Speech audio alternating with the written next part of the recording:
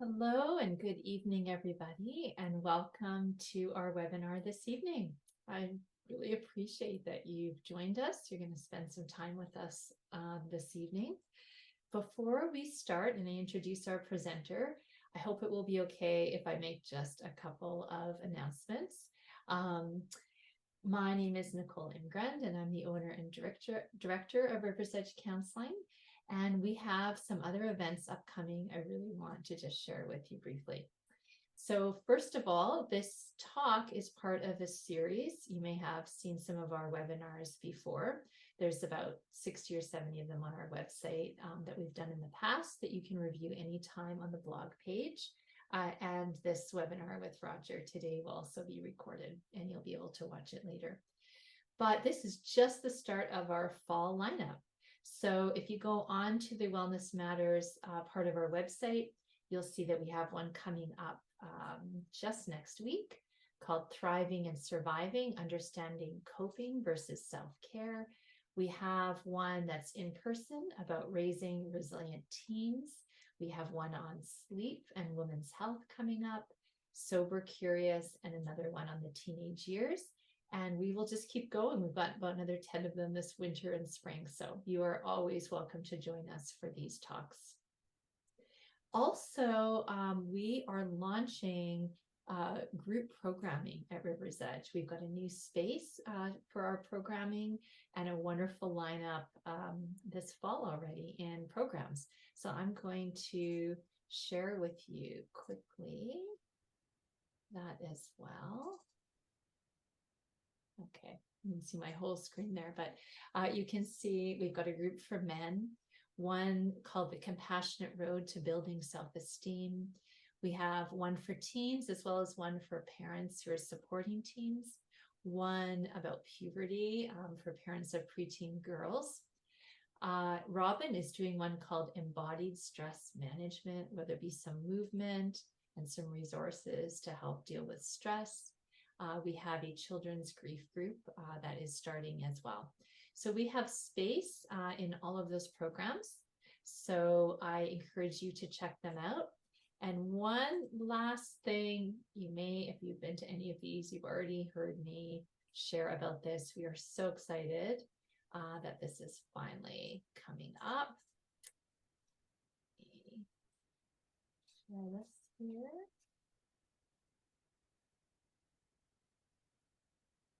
Okay, I'm learning how to share a portion of my screen and you can see how well that's going. There we go. We have our Celebrating Resilience event at the Arden at the end of October. So there are still tickets available for this. Tarek Haddad is joining us. He's been in Alberta a couple of times this year, or this summer I saw. He was the keynote for the Alberta Teachers Association down in Banff last month. He has just an amazing story about him and his family, their journey from Syria to starting Peace by Chocolate, the business out in Eastern Canada. There was a movie, Peace by Chocolate. He's written a book, so you may be familiar with his story. Also at this event, Jessica McMahon, who is an award-winning Indigenous classical musician, is going to be playing for us as well. So it'll be a wonderful evening. The tickets are not very expensive. They're about $40, and any proceeds from the event are going to go towards the food bank. So that is some of the things that we have coming up at Rivers Edge, and you can get more information on our website. But turning now to our topic for the evening, I want to introduce to you our presenter, Roger Thiessen. Roger has been at Rivers Edge for about a year and a half, although I've known Roger for many years, and he has been a counselor for over 15 years. Roger brings a gentle, authentic, and non-judgmental presence based in deep listening to his work. Together, he works with clients to build a relationship that fosters healing and growth. Roger is interested in spirituality of all kinds and brings a mindfulness focus to counseling therapy.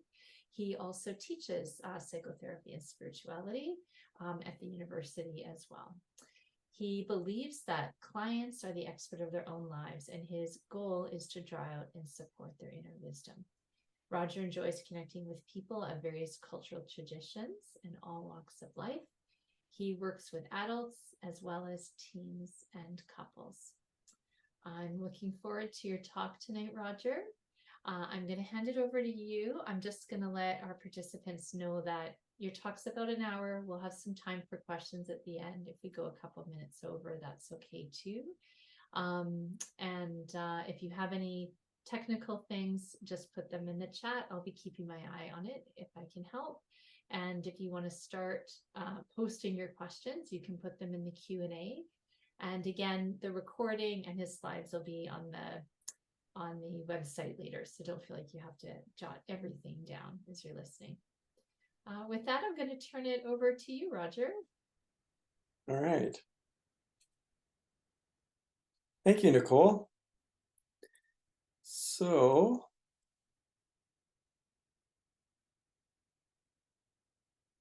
and thank you everyone for joining me tonight in this talk. And as I was listening to Nicole's introduction, I didn't realize that it was going to sort of encapsulate a lot about me. This presentation is going to actually encapsulate a lot about me. So as you heard, I'm quite interested in the cross-sectionality of psychotherapy and spirituality, and in particular mindfulness. And so today I'm going to try and bring some of those things together as we talk about mindfulness across various traditions, both spiritual traditions and therapeutic traditions. And in particular, I wanted to focus a little bit the topic of mindfulness around the issue of anxiety and other difficult emotions for a couple of reasons. One is because in the last few years, anxiety has become the #1 mental health issue in North America. And in particular to me, I've developed quite an interesting relationship with anxiety on my own. And so I wanted to bring this together, these topics together as a way of focusing our attention on how mindfulness can be helpful when dealing with difficult emotions such as anxiety. Now, as Nicole mentioned, I've got a presentation prepared for about an hour, but I'm going to probably shorten that a bit so that I can leave some time for Q&A at the end. Because while mindfulness is a pretty common buzzword in our culture these days, and in therapy in particular, we might have some questions about it. And I don't want to assume that just because it's a buzzword, we all know what it means. And in particular, you know, when we start to look at a topic like this, some questions can come up that kind of challenge the assumptions that we might have about mindfulness. And so I want to leave some time for that at the end. So as I mentioned, mindfulness is a bit of a buzzword in our culture. You may have encountered it in your social media feeds, on Facebook, memes, and things like that. And it's also a bit of a buzzword in counseling therapy. We have one of the most common types of psychotherapy is cognitive behavior therapy. And we now have a type of cognitive behavioral therapy that's called mindfulness-based CBT. We have dialectical behavior therapy, which incorporates mindfulness as a significant component of that treatment modality. John Kabat-Zinn has developed something called mindfulness-based stress reduction, which is a program, sort of an inpatient program for reducing stress that involves mindfulness, yoga, and other modalities. So I wanted to say a bit about how our brains work, some information that we've gleaned from neuroscience. And I just want to preface this by saying I'm not a neuroscientist or an expert in this field. However, what we do know is that the brain loves patterns. And so over the course of years and decades, the brain will develop neural pathways that form sort of habits, what we might call addictions sometimes, that can be very hard to break. Patterns in the ways that we deal with relationships, patterns in the way that we deal with our own mental health issues. And those neural pathways can become really kind of formed solidly. Sometimes they're compared to like ruts in the road, and it's easy to follow them and it's hard to get out of them. And the brain loves these patterns because the brain is an efficient tool. And so it wants to use the most efficient means and will use these repeated pathways. However, in recent years, neuroscience has also discovered that the brain is also plastic, meaning that it's flexible and can change. And one of the key tools to changing these ruts in our brain is through mindfulness. Mindfulness is a key component in changing long patterns in our brain. So one other thing I wanted to mention is that this talk is coming on the tail end of our pandemic, and we're all grateful for it to be over. And in a way, we don't want to talk about it much anymore. But on the other hand, what I'm finding in my own practice is that there are some residual effects of COVID. And I know for myself, that has certainly been the case. And with the pandemic has come an increase in things like anxiety and depression. So some of the patterns that the brain develops, the obvious ones are addictions, or what the Buddhist tradition calls habit energy. The pandemic has increased addictions to alcohol and drug use. Some people might struggle with tobacco use.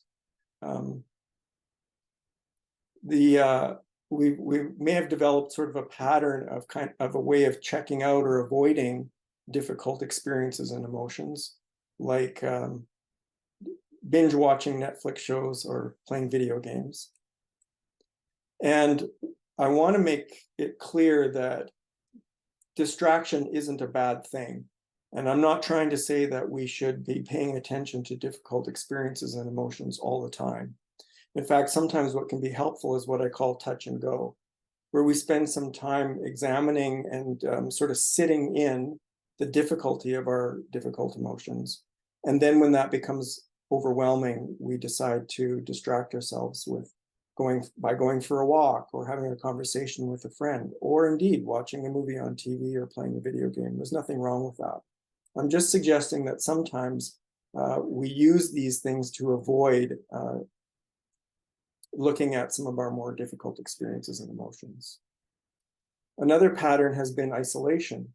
And for many people, because we were forced into the confines of our home with only a few people that we could interact with, we now might find it difficult to get out into the world and to interact with people again. And so isolation becomes a pattern that it's hard to break out of.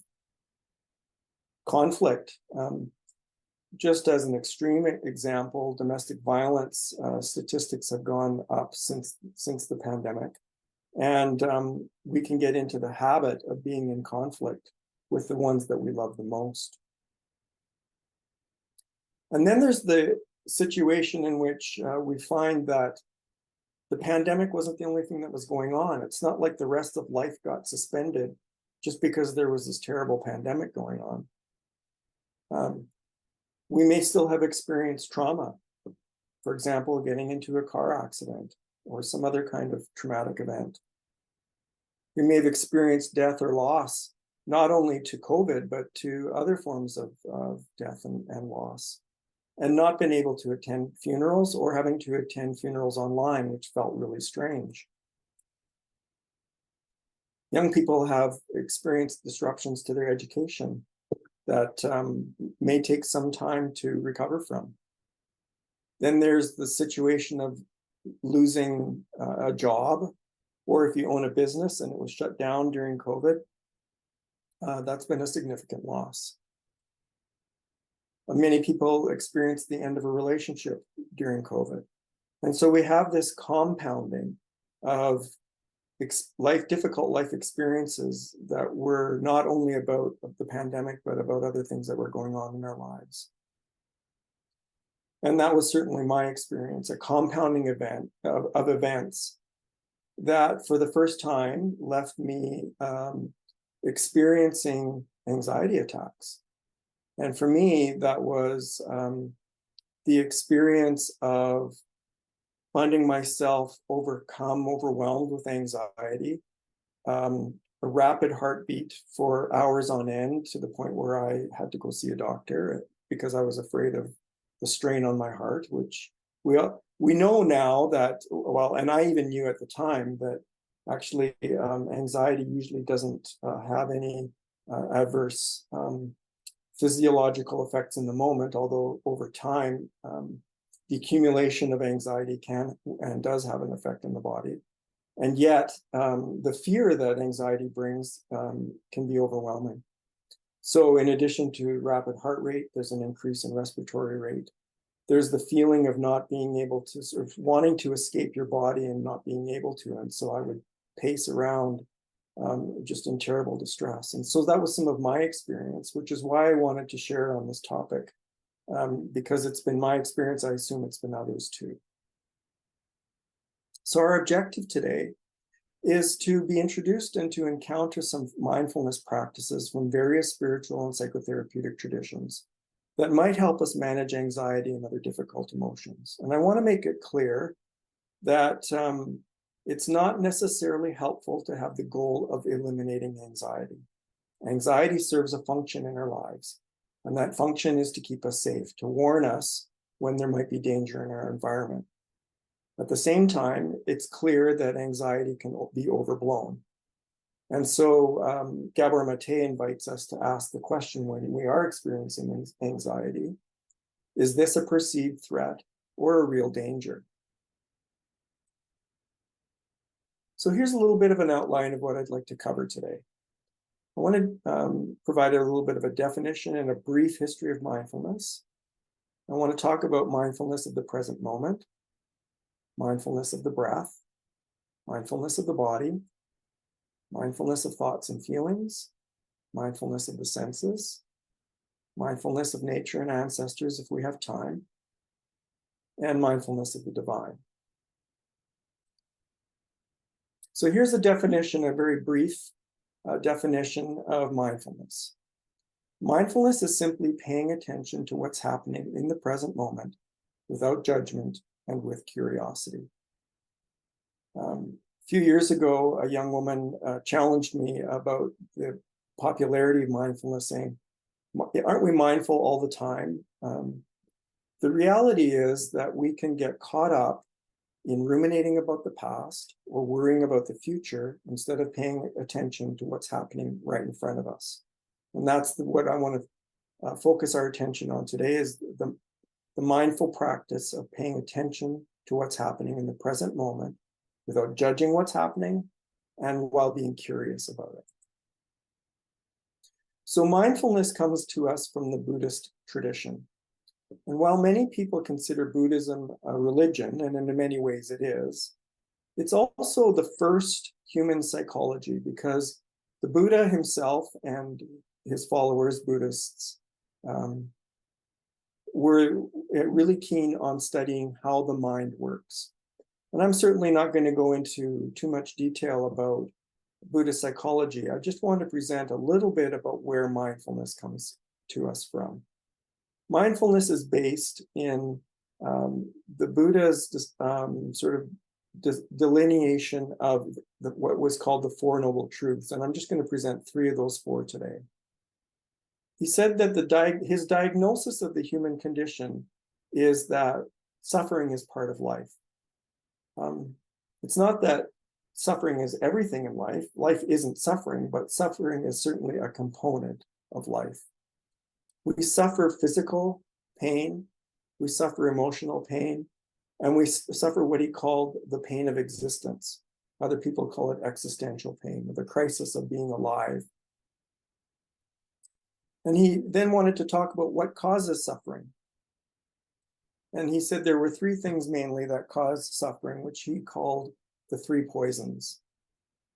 There's the resistance to pain or aversion to pain, which causes fear or anxiety. And there's clinging to pleasure, which is also known as desire.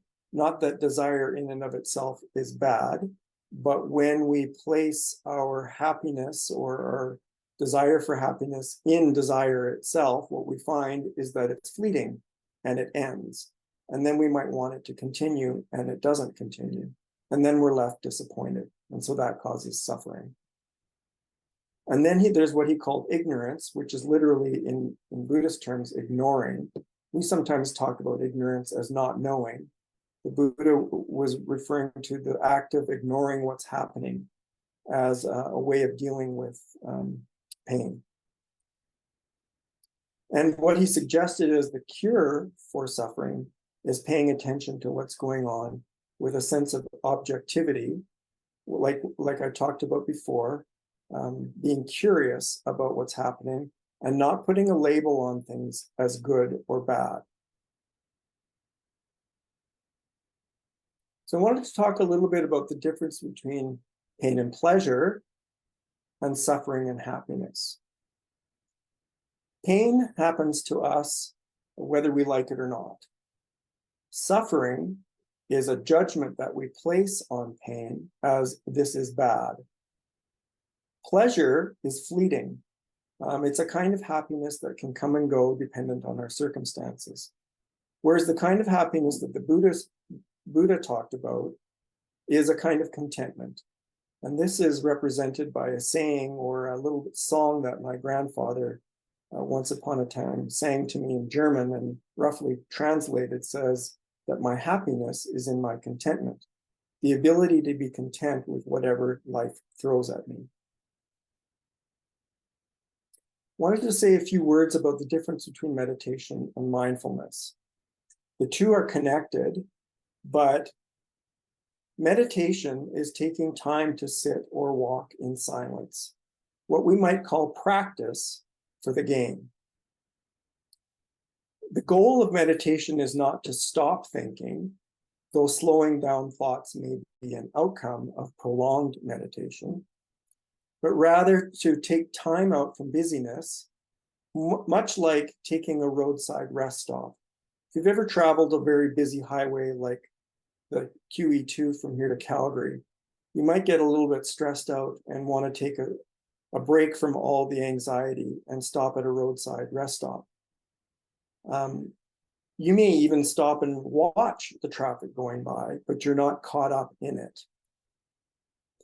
So meditation is an opportunity to observe our thoughts and feelings as opposed to being identified with them.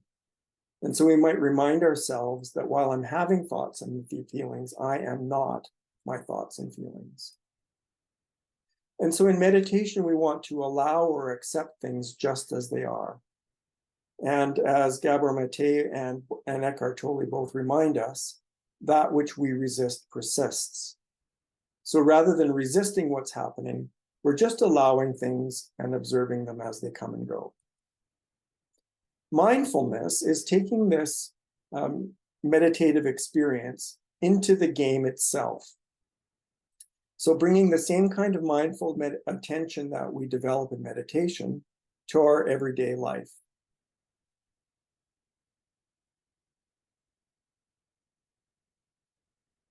You might notice that your mind is quite busy. And you don't have to have ADHD to have a busy mind.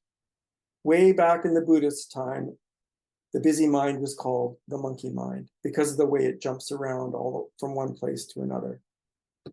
And so we want to make creative space for more productive or problem-solving thought by accessing our true self, something that Richard Schwartz in his internal family systems model characterizes through these 4 C's. He has 6, but I'm just reducing it to 4.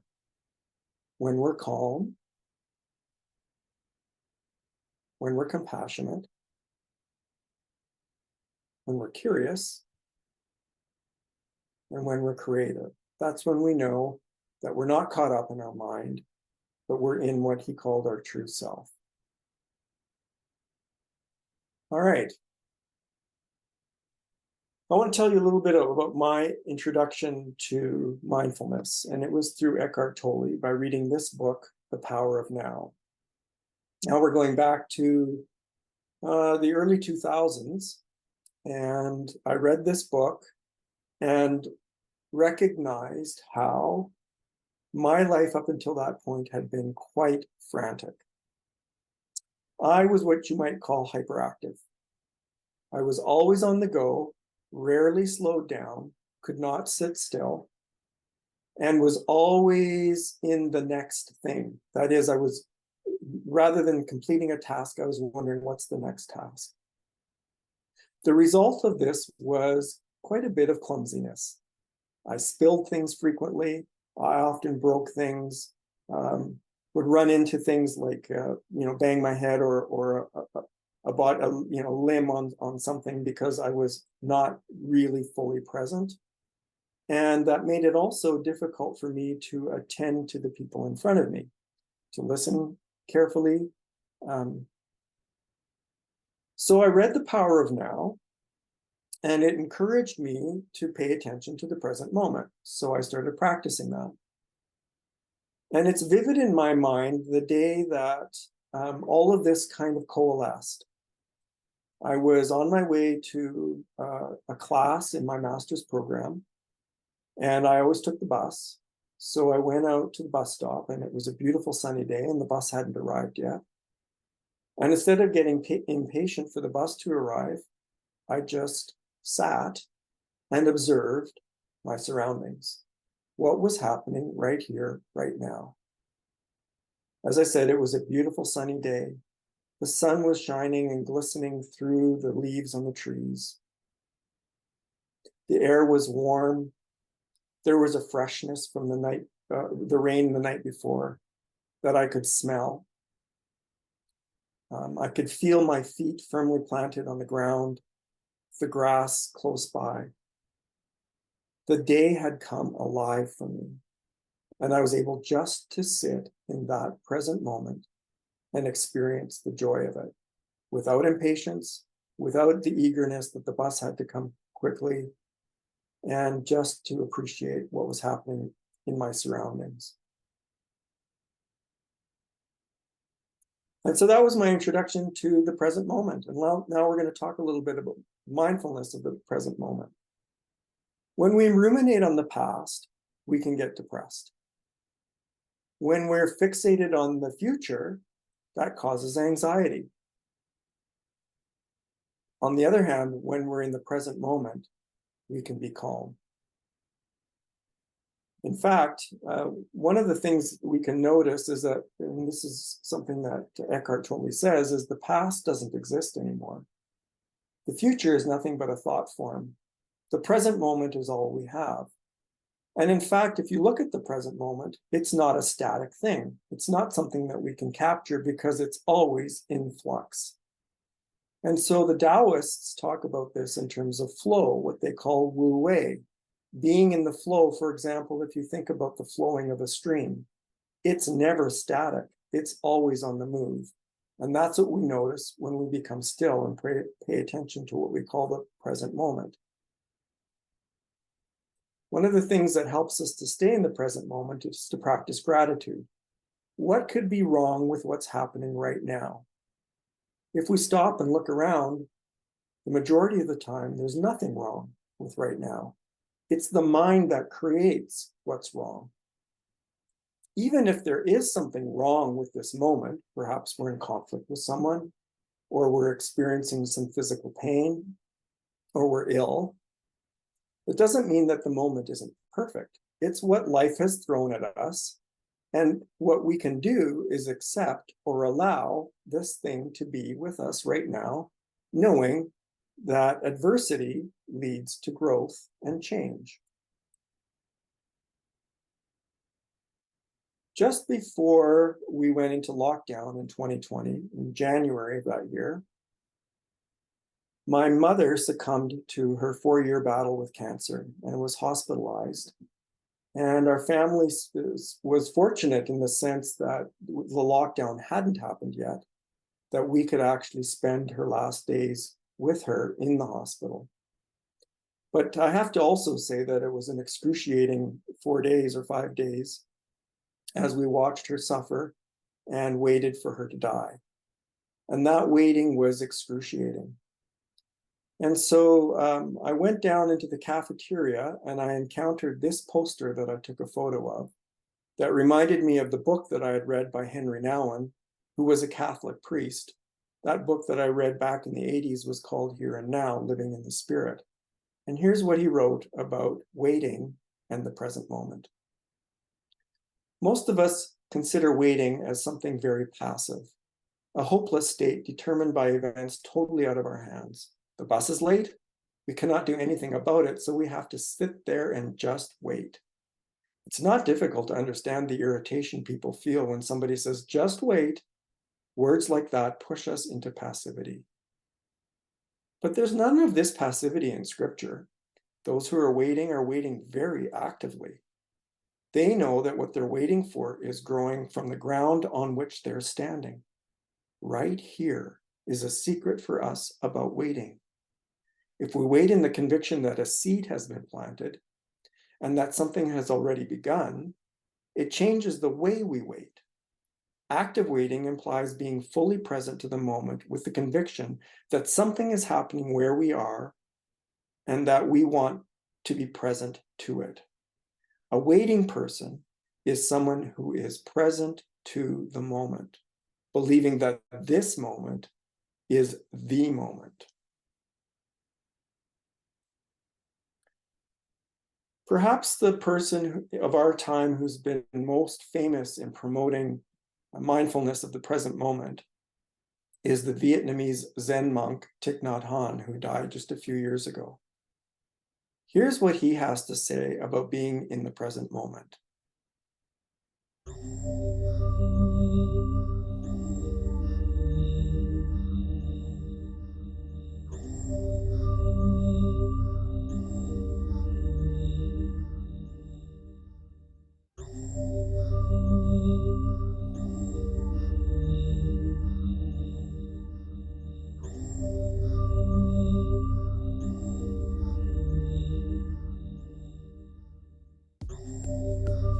So in our daily life, we think too much.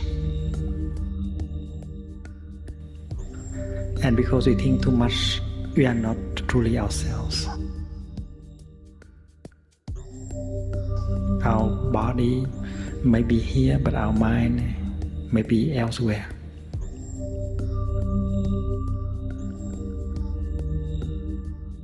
In the past, in the future.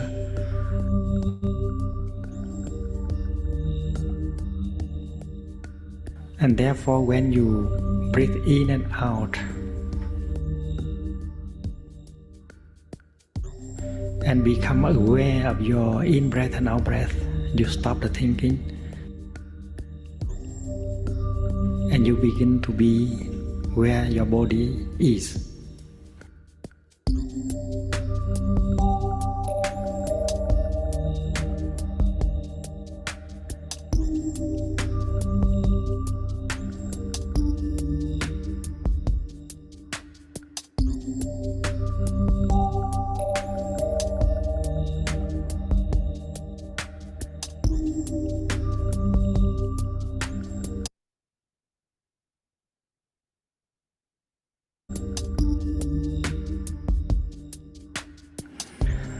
Our body and our mind are very often separated from each other.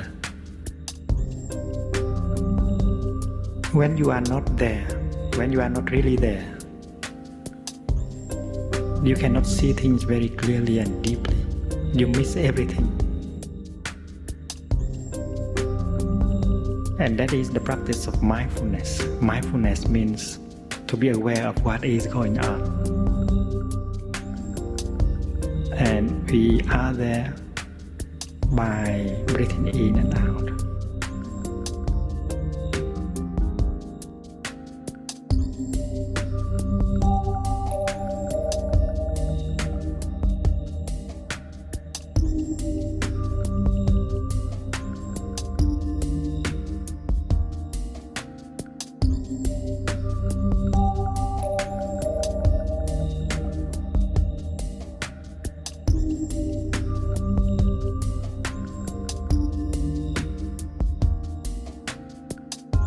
So breathing in and breathing out is to be really there and to be available.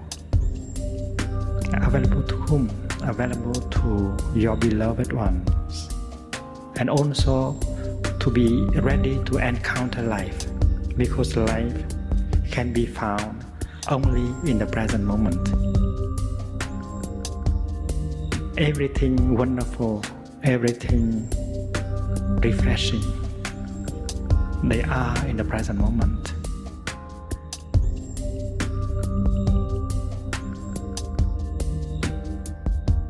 Therefore, running to the future or getting lost in the past, you miss life.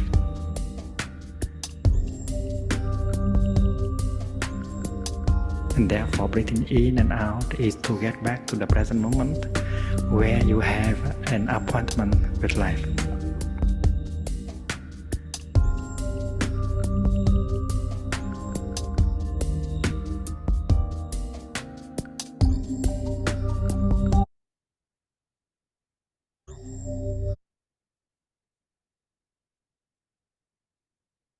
What Thich Nhat Hanh has done for us is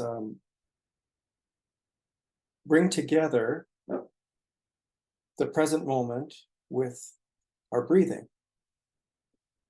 In other words, he's encouraging us to get in touch with our breathing as a way of being in touch with the present moment. And so let's practice that. I'm going to invite you to sit up straight in the chair that you're sitting in, with your feet firmly planted on the ground. You might want to close your eyes or lower your gaze and take a deep breath in and a long breath out. And one more time from the belly, take a deep breath in and a long breath out. And what do you notice when you do that? I notice that my body and my mind calm down. And then from there, we can just stop and pay attention to our breath without trying to manipulate it. We breathe hundreds and thousands of times a day, but we don't stop to pay attention to this rather routine event. Our breath sustains us.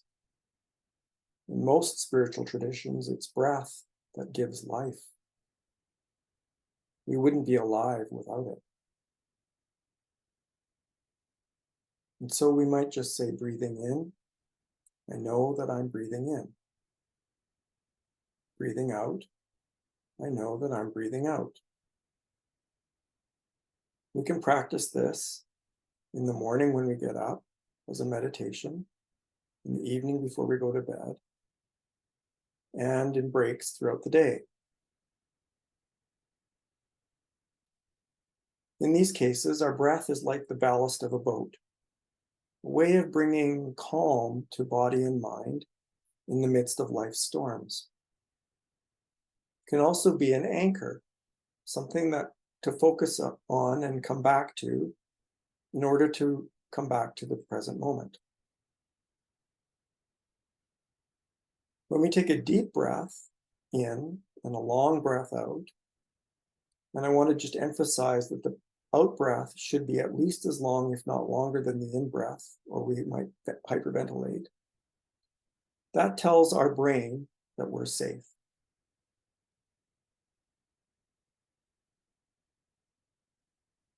Peter Levine has developed a kind of psychotherapy that is called somatic experiencing, that's characterized in this book that's called Waking the Tiger.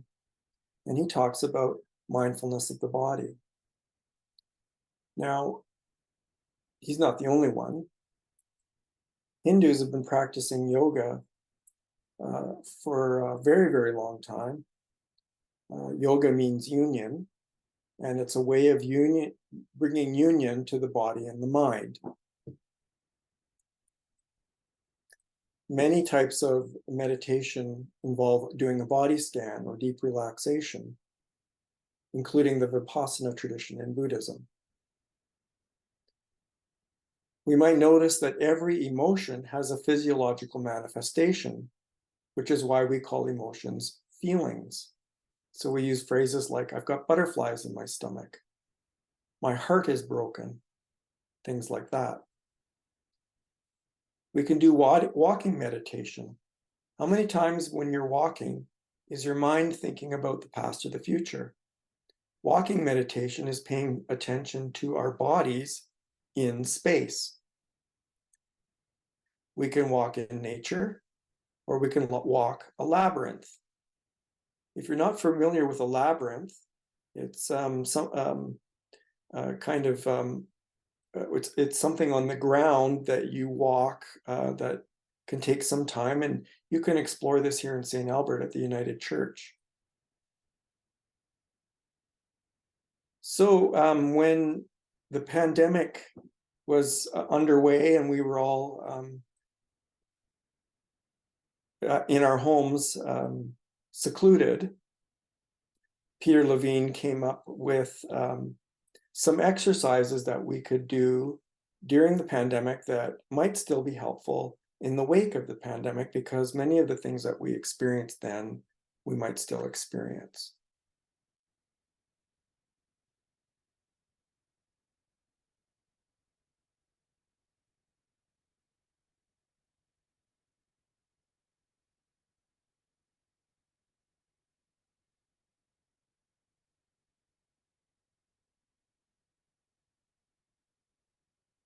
It.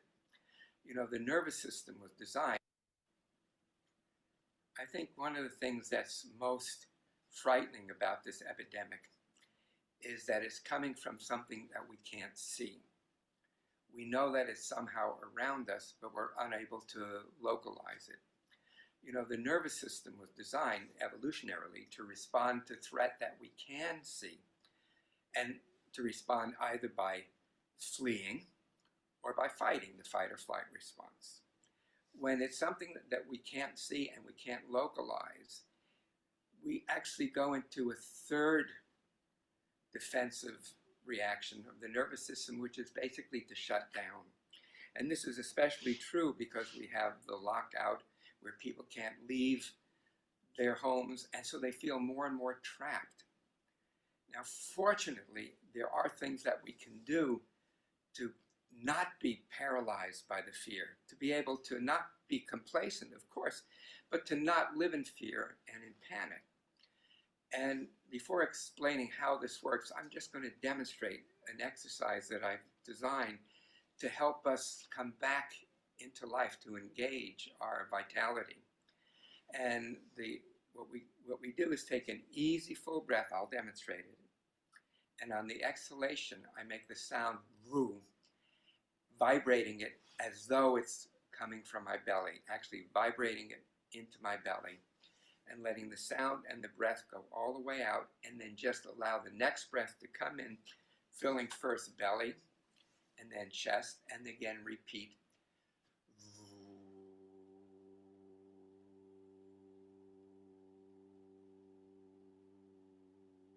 And I just wait for the breath to come in.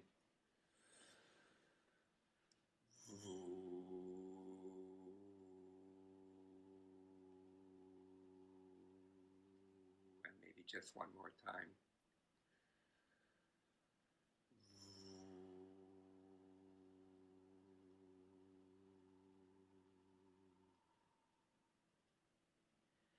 Then just rest and notice any of your sensations, feelings, thoughts, or images that come into your mind's eye. Just noticing them without judgment. Just, oh, okay, this is what I'm experiencing right now. Sometimes the sensations can be a little bit scary at first because we're experiencing something that we've cut off from. So another exercise that I find really helpful is what I call the hug exercise. And you can do that anytime. It's good to do it, I think, after the VU exercise, which you just participated in. And so here's what we do. We take our right hand and put it here by our side of our ribs by our heart, and take our left hand and put the left hand here on the right shoulder. And just to imagine that you're helping yourself hold what you feel, that you're able to contain the sensations and feelings so that they're less frightening, less overwhelming for sure. And you can do this for a few moments, and then if you want, you can go back to the VU exercise. So I'm just going to actually leave my hands here, my arms here, and I'll do it one more time.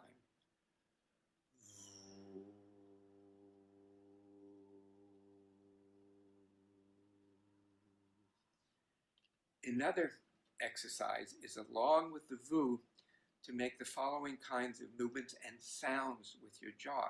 So again, it's getting a more active response to defend ourselves through our, what I call our capacity for healthy aggression. So easy, full breath, and on the exhalation, same thing as we did before.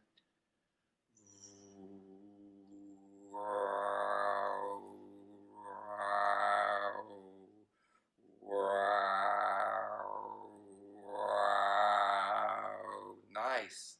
And rest. And just feel the sensations. Right now I'm feeling tingling in my hands and my feet. I feel some warmth coming up into my face. It's a pleasant sensation. Now again, initially the sensations might seem a little bit frightening. And again, that's natural, it's normal because we haven't felt these sensations perhaps for a while. And I have a little, so maybe let's just do one more time. We'll go through the exercise with the VU, with the jaw, and I'm going to add one other piece to it now.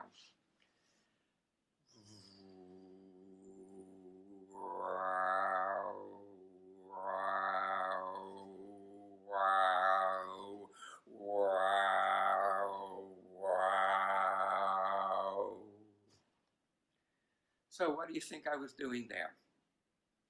Well, if you guessed that I was setting up a boundary against the virus, that's exactly what I was doing. Again, obviously, doing this doesn't keep the virus away, but it gives us the feeling that we have enough power to not be overwhelmed by the virus. So let's do it again together.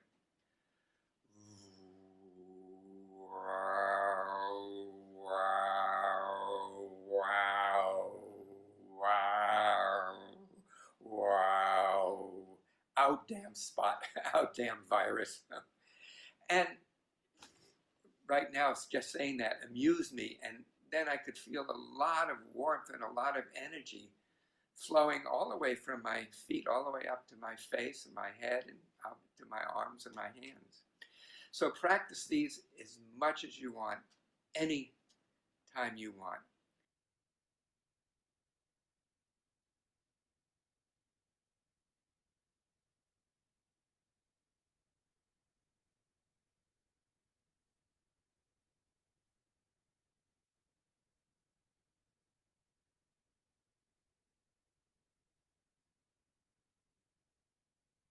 All right, so you can see how Peter Levine is demonstrating for us how we can use our bodies, being attentive to our bodies, as ways of, as one way of managing strong emotions like anxiety. Then we can pay attention to our thoughts and feelings. And as I mentioned at the beginning, we do that by accepting whatever our emotional experience is. And I want to repeat that that which we resist persists. So this is a poem that comes to us from the Sufi tradition by a famous poet named Rumi. And the Sufi tradition is the spiritual tradition found within Islam. And here's what he writes. This being human is a guest house. Each morning, a new arrival. A joy, a depression, a meanness. Some momentary awareness comes as an unexpected visitor. Welcome and entertain them all, even if they are a crowd of sorrows who violently sweep your house empty of its furniture. Still, treat each guest honorably. He may be cleaning you out for some new delight. The dark thought, the shame, the malice, meet them at the door laughing and invite them in. Be grateful for whoever comes because each has been sent as a guide from beyond. So we want to attend to our thoughts and feelings with a sense of welcome, with a sense of equanimity, of allowing what is to be. We're running a little short on time, so I'm not going to play for you this self-compassion break, but I invite you to take note of the website down at the bottom of the screen, selfcompassion.org, where Dr. Kristen F. has a number of exercises that you can do to manage difficult thoughts and emotions, including this self-compassion break. We can use our senses to be mindful. And right now I want to take you through a little bit of an exercise that's called 5, 4, 3, 2, 1. It's using our senses to pay attention to what's happening around us. And it can be very helpful when we're feeling particularly overwhelmed by emotions and thoughts, so much so that we might feel as though we're losing ground. We don't have any grounding beneath us. Some people respond to trauma by what's called dissociating. And 5, 4, 3, 2, 1 can be a way of bringing us back to what's happening in the present moment. So just where you are, look around the room that you're in and name 5 things to yourself that you can see. I can see a poster on my wall. I can see a stereo, a lamp, a plant, and a bookshelf. Name 4 things that you can feel or touch.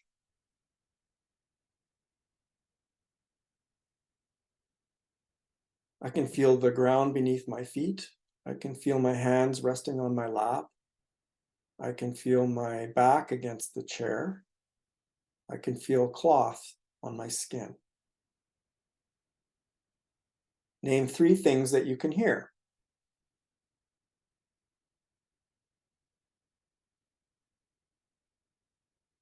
I can hear my own voice.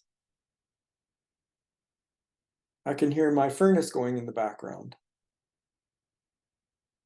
And I can hear a ringing in my ears.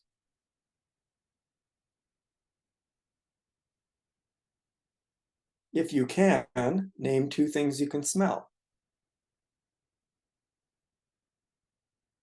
Perhaps there are some flowers nearby. Or you can smell perhaps the dinner that you made earlier this evening. And finally, name 1 thing that you can taste.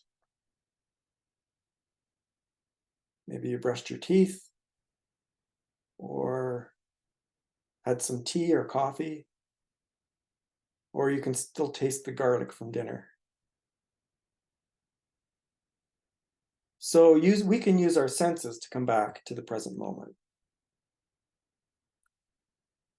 And again, because of time, I'm not going to play this piece by Joseph Marshall, in which he talks about how we can become mindful of our past, namely our ancestors, and nature.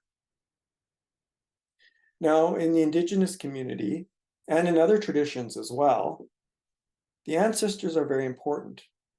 And here we are talking about mindfulness, which is about not getting caught up in the past or the future. And yet, the Indigenous people find it very important to be mindful of their ancestors. But that's a way of noticing how our past is now part of our present. It's not getting lost in the past. It's actually bringing the past into the present. And that can be a very important way of mooring ourselves in the present moment. And I'm going to end today with a bit of a video on something called centering prayer, which comes to us from the Christian tradition. In particular, Father Keating developed this. And I'll just, won't say too much about it. I will just share this.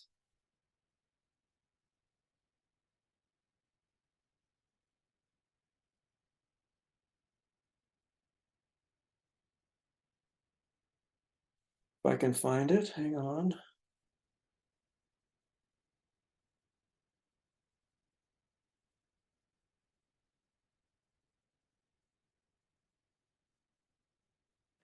And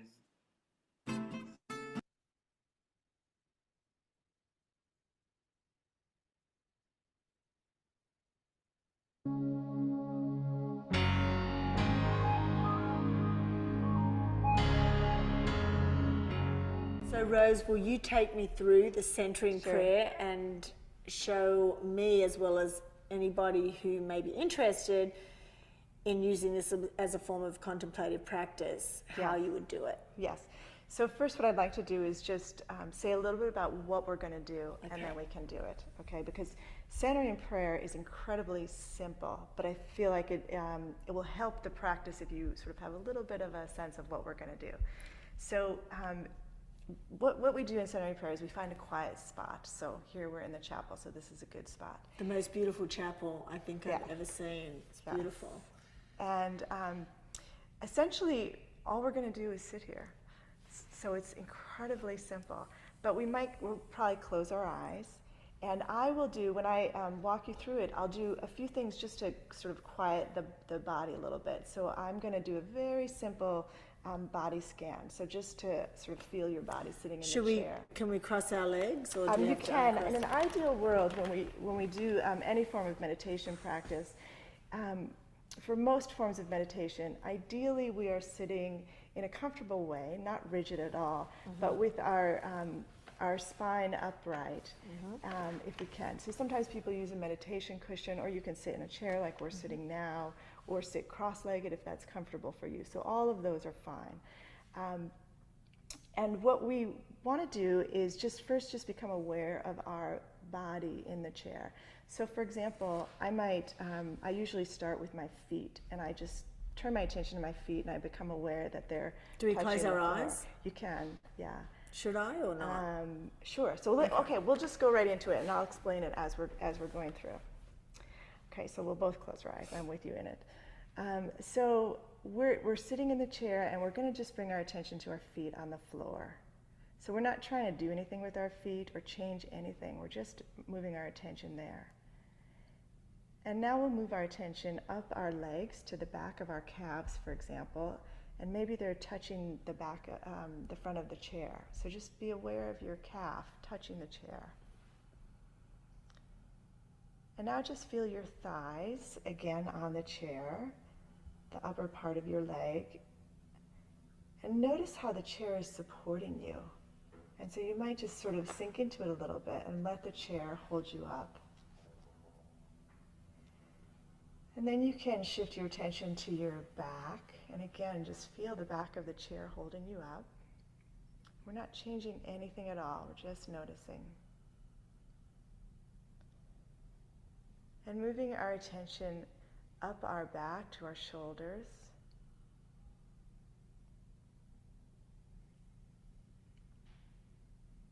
And moving our attention to the top of our head, the crown of our head.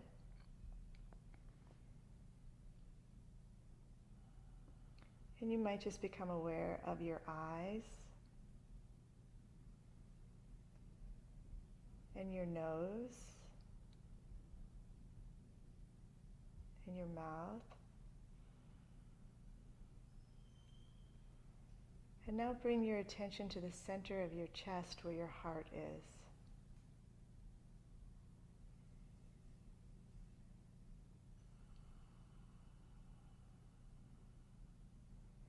Now we're going to sit here for a few moments in the silence. And before we go into the silence, I'm going to ask you, just in your own quiet time, to choose a sacred word that you would like to bring into the prayer for you. So by sacred word, I just mean something that's special for you, that's somehow connected to God or your sense of the sacred. So it might be something like love or God or Jesus or spirit or grace. Whatever word is sacred for you, just see if you can find one. Just take a moment to choose it.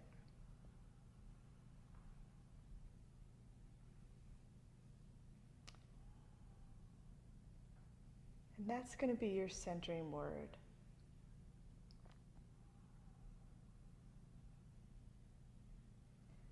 So we're going to sit here for a few moments in complete silence. And you might notice that as we sit, that your mind will start to wander. It might already be doing it, that's okay. You might start thinking about your day or what's coming up later.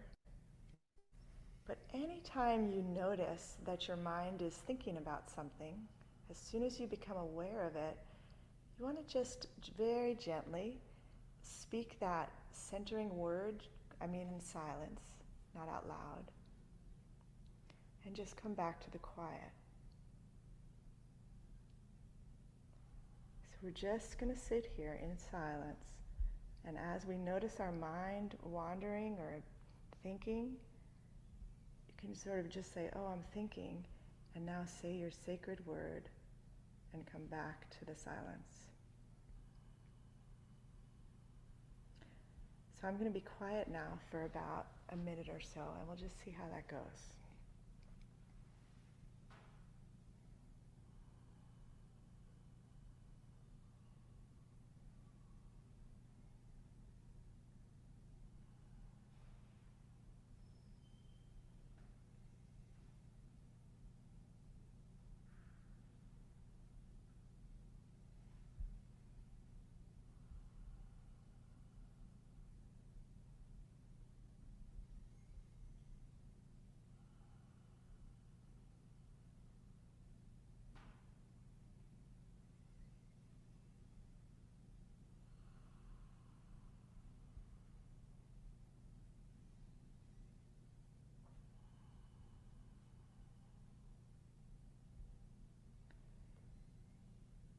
Now just bring your attention back to your breath.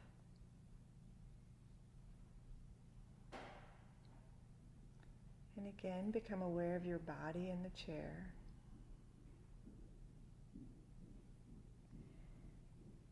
And whenever you're ready, you can go ahead and open your eyes.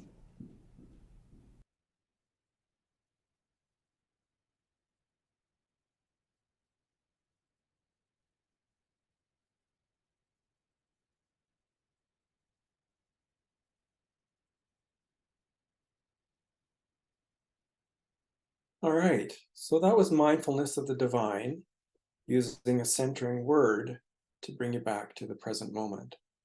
And you notice in doing that our host, Rose, was inviting us when our mind wanders to use a centering word to bring us back to the present moment.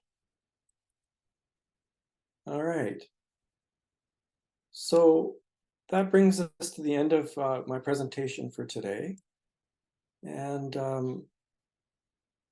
I just wanted to leave you with some of the resources that I was using today, and these will also be on the YouTube video of this presentation, so you can find it later. And I hope that there was something here that was helpful for you. I wanted to present a number of different approaches because not everyone will resonate with them all, but hopefully there was one or maybe two that will be helpful for you in managing anxiety and other difficult emotions.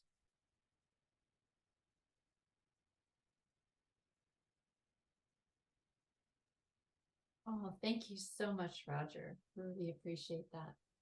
I'm feeling pretty relaxed after that last exercise. Oh, it shifted my evening. I'm just going to say goodbye in case some people aren't able to join us for questions, and just say thank you very much for joining us. And I hope you will join us for another talk again soon. And we will definitely post this video and the resources on the website in the next few days or so.